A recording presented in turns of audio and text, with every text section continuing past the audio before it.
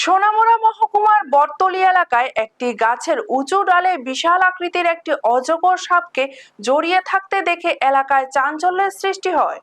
খবর ছড়িয়ে পড়তেই ঘটনাস্থলে ভিড় করেন বহু মানুষ। সাপটিকে দেখে স্থানীয়দের মধ্যে আতঙ্কও ছড়িয়ে পড়ে।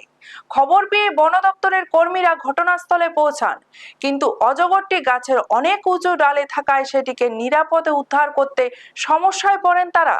স্থানীয়দের দাবি, এরপর সোহাগ রঞ্জন দাস নামে এক যুবককে 1000 টাকা পারিশ্রমিক দেওয়ার আশ্বাস দেয়া হয়।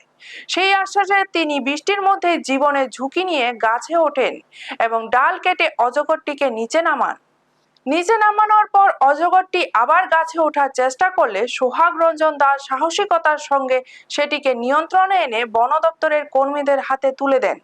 পরে বন দপ্তর সাপটিকে উদ্ধার করে নিরাপদ স্থানে নিয়ে যায়। তবে উদ্ধার অভিযান শেষ হওয়ার পর নতুন করে বিতর্কের সৃষ্টি হয়। স্থানীয়দের অভিযোগ, যে যুবককে 1000 টাকা দেওয়ার আশ্বাস দিয়ে ঝুঁকিপূর্ণ কাজে নামানো হয়েছিল, তাকে কোনো পারিশ্রমিক না দিয়ে বন দপ্তরের কর্মীরা চলে যান।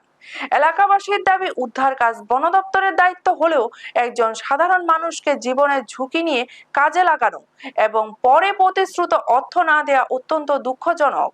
বিষয়টি নিয়ে এলাকায় ব্যাপক আলোচনা শুরু হয়েছে।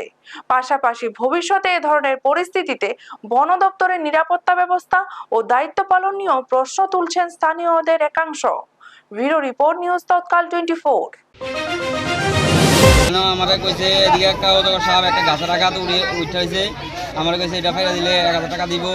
হ্যাঁ, এরপর যাক আমি সেটা উঠলাম, সবাই আমার কইছে উঠতে ফাইরা দিয়ে ফাললাম, গাছের ঠালমাল কাটতে উঠলাম, উঠতে সেটা আমি অজগর সাপটা নামাই সেটা নিচে বইরে আবার উঠতে গেছে গাছের থেকে বইরে আবার ধরছি, দইটা সেটা নিচে নামাই দিলাম।